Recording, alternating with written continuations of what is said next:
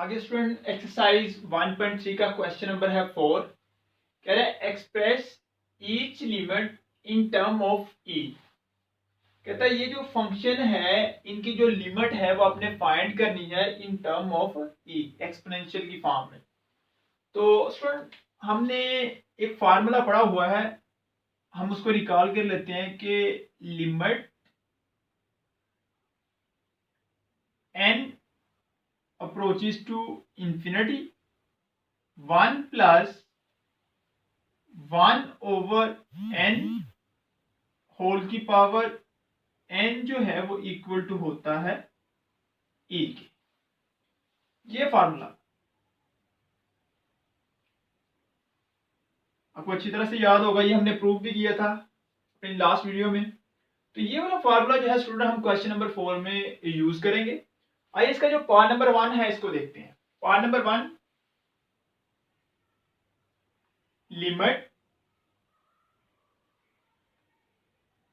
n approaches to plus infinity 1 plus 1 over n whole की power 2n।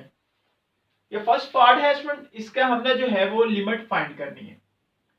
अगर student हम इस फार्मूले को देखें तो इसमें क्या है कि लिमिट अगर n जो है वो इन्फिनिटी को अप्रोच करे और यहाँ पे 1 प्लस सेकंड जो एलिमेंट है टर्म जो है वो हो 1 ओवर n, और इनकी जो होल की पावर है वो सेकंड टर्म का अगर रेसिप्रोकल हो। हमें पता है कि 1 का रेसिप्रोकल क्या होता है, n होता है। तो अगर सेकंड टर्म का रेसिप्रोकल जो है वो पावर में हो तो फिर जो है ये इक्वल टू होता है e के। अगर हम इसमें देखें तो यहाँ पे आ रहा है 1 ओवर n, और 1 ओवर n का जो रेसिप्रोकल है वो क्या होता है, n होता है। इसका मतलब अगर इसकी पावर में n होगा तो ये इक्वल टू e के होगा। तो हमें यहाँ पे देखो ये 2n आ रहा है स्टूडेंट, हमने इसको n में कन्वर्ट करना है। तो देखो फिर क्या हम इसको इस तरह से लिख सकते हैं,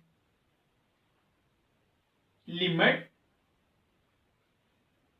n approaches to plus infinity 1 plus 1 over n whole n, और इसको हम पावर 2 कर दें, होल की पावर 2। अब हमें पता स्टूडेंट जब ये n 2 से मल्टीप्लाई होगा तो क्या बन जाएगा, अगेन 2n बन जाएगा। इसका मतलब इस वैल्यू को हम इस तरह से लिख सकते हैं। फिर हमने लिमिट का एक थ्योरम पढ़ा हुआ है कि अगर पावर हो फंक्शन की और लिमिट अप्लाई हो रही हो तो लिमिट को हम अंदर अप्लाई कर देते हैं। तो फिर हम इसको इस तरह से भी लिख सकते हैं student, limit n approaches to infinity 1 plus 1 over n whole की पावर n और पावर 2।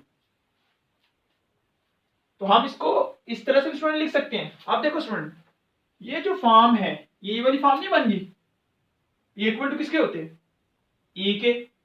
तो बाय दिस थ्योरम हम लिख सकते हैं कि limit n approaches to infinity 1 plus 1 over n whole की पावर n जो है ये इक्वल टू होता है स्टूडेंट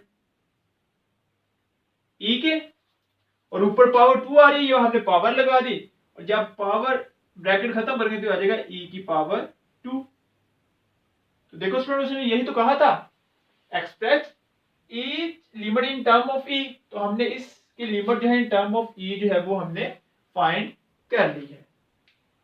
आगे स्टूडेंट हम इसका सेकंड पार्ट देखते हैं। सेकंड पार्ट है लिमिट। अगर हम सेकंड पार्ट की बात करें स्टूडेंट तो सेकंड पार्ट लिखा हुआ है limit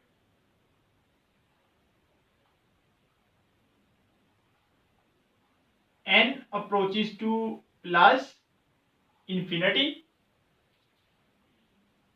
1 plus 1 over n whole की power n over 2। Again student यहां पे आ रहा है 1 over n second element, second number जो है वो 1 over n है, और हमें पता है इसका रेसिप्रोकल होता है n, लेकिन इसकी पावर क्या आ रही है n over 2। तो फिर हम इसको इस तरह से लिख सकते हैं क्या, देखो स्टूडेंट जिस तरह हमने ये फर्स्ट पार्ट किया है इस तरह हम इसको भी इस तरह से लिखेंगे, limit n approaches two plus infinity 1 plus 1 over n की पावर n और होल की पावर 1 ओवर 2। ठीक है स्टूडेंट, ये n 1 से मल्टीप्लाई हो क्या बन जाएगा n ओवर 2। इसका मतलब इस फंक्शन को हम इस तरह से लिख सकते हैं।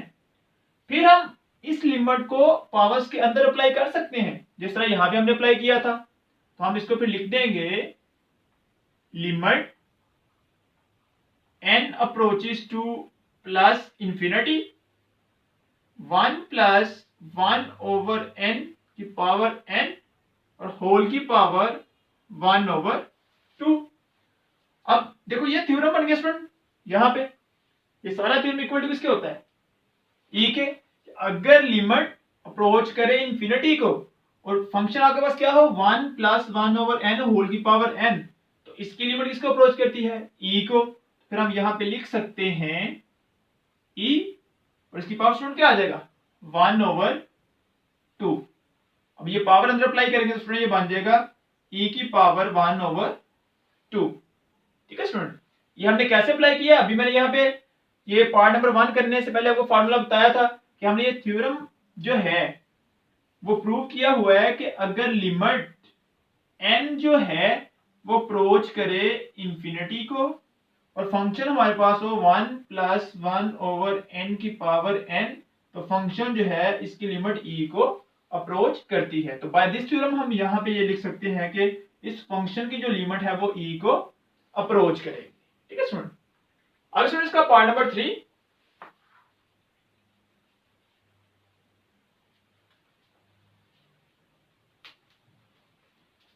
अब स्टूडेंट पार्ट नंबर 3 है लिमिट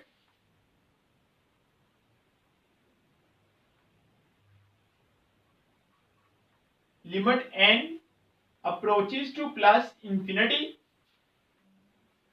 1 माइनस 1 ओवर n की पावर n। अब स्टूडेंट अगर हम इसके पार्ट नंबर 3 की बात करें तो देखें क्या यही नहीं लिखा हुआ जो थ्योरम मैंने प्रूव किया हुआ है, अगर n अप्रोच कर रहा हो इंफिनिटी को तो फंक्शन की जो लिमिट है वो e को अप्रोच करती है। डिफरेंस कहां पे आ रहा है, यहां पे देखो स्टूडेंट आ रहा है प्लस, लेकिन यहां पे क्या आ रहा है माइनस। इसका मतलब यहां पे प्लस होना चाहिए। तो देखो स्टूडेंट फिर क्या हम इसको इस तरह से लिख सकते हैं, limit n approaches two plus infinity 1 minus, यहां पे हम कर देते हैं प्लस और इसको माइनस 1 ओवर n और होल की पावर n। इस तरह हम इसको इस तरह से लिख सकते हैं ना, माइनस प्लस से मल्टीप्लाई होकर क्या हो जाएगा माइनस हो जाएगा। अब देखो हमने ये पढ़ा हुआ है कि सेकंड जो टर्म होती है इसका रेसिप्रोकल पावर में होना चाहिए।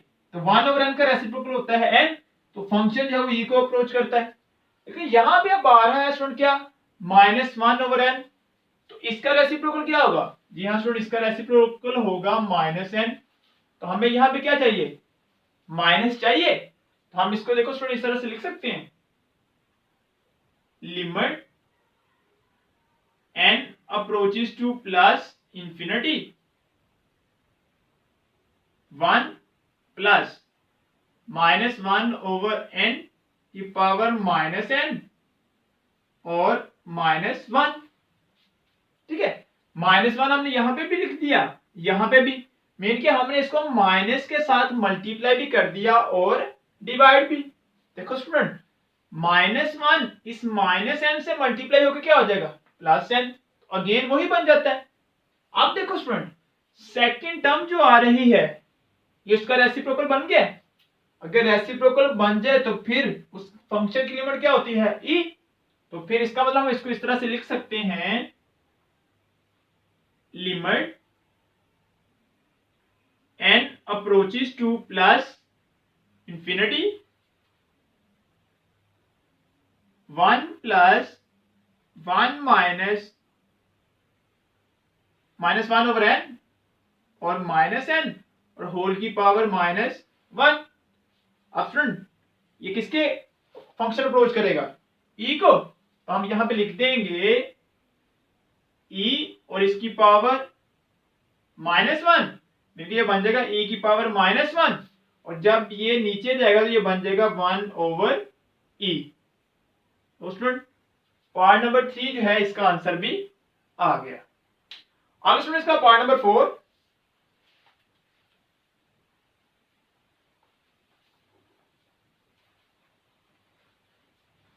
तो स्टूडेंट पार्ट नंबर 4 लिखा हुआ है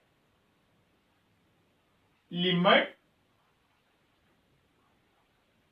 n approaches to plus infinity 1 plus 1/3n और होल की पावर n।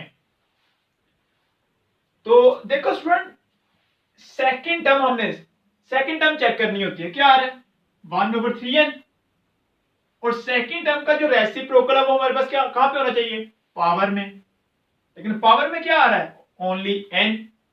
हमें यहां पे चाहिए क्या 3n। तो 3n बनाने के लिए हम क्या करेंगे, इस पावर को 3 के साथ मल्टीप्लाई भी कर देंगे और डिवाइड भी। किस तरह से देखो जरा, ये limit n approaches two plus infinity, ये 1 प्लस 1/3n, और देखो ये 3 के साथ हमने इसको मल्टीप्लाई कर दिया और 3 के साथ हमने इसको डिवाइड कर दिया।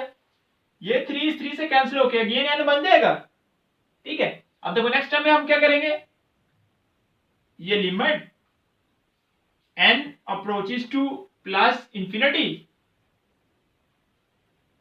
1 प्लस 1/3n और इसकी पावर 3n और होल की पावर 1/3। जब हम इस 3n को 1 से मल्टीप्लाई करेंगे तो ये क्या बन जाएगा 3n/3।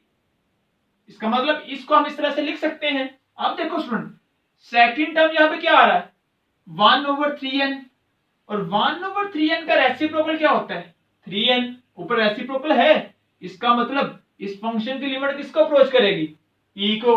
तो इसका मतलब हम इसको इस तरह से लिख सकते हैं limit n approaches two plus infinity 1 plus 1/3n की पावर 3n और होल की पावर 1/3।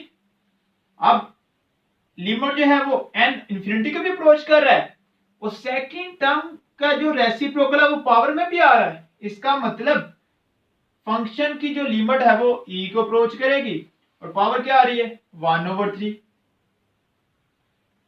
ये स्टूडेंट इस फंक्शन की आ गई limit in term of e की पावर 1/3। आगे स्टूडेंट इसका part number 5।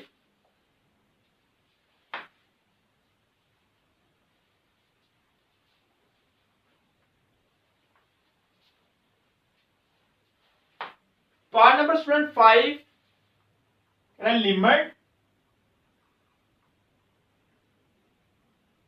n approaches to plus infinity 1 plus 4/n और होल की पावर n।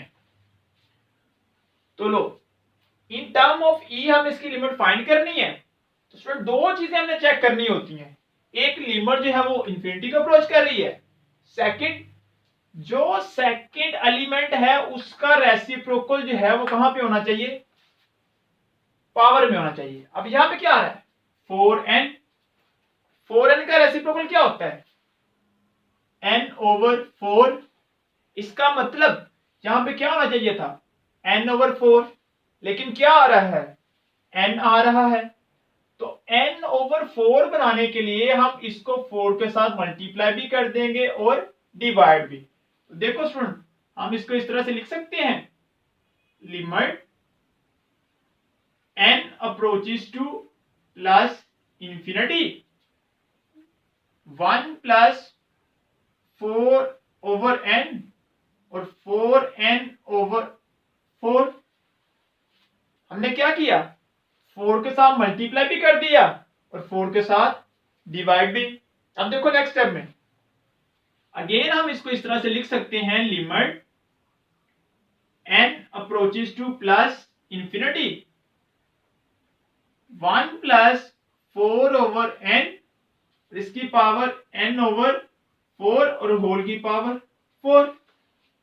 देखो मैंने क्या किया स्टूडेंट, इस 4 को बाहर लिख दिया। जब ये 4 इस n से मल्टीप्लाई होगा तो क्या बन जाएगा, 4n ओवर 4। अगेन यही वैल्यू बन जाएगी। इसका मतलब इस फंक्शन को हम इस तरह से भी लिख सकते हैं। अब देखो ये वैल्यू नहीं बन गई, जो लिमिट है n अप्रोच कर रहा है इंफिनिटी को, और फंक्शन की जो सेकंड टर्म है उसका रेसिप्रोकल पावर में भी आ रहा है। अगर सेकंड टर्म जो है वो उसका रेसिप्रोकल पावर में हो तो उस फंक्शन की लिमिट किसको अप्रोच करती है, e को। इसका मतलब हम इसको लिख सकते हैं, limit n approaches two plus infinity 1 plus 4 over n over 4। अब ये e को अप्रोच करेगा और इसकी पावर क्या आ रही है स्टूडेंट, 4।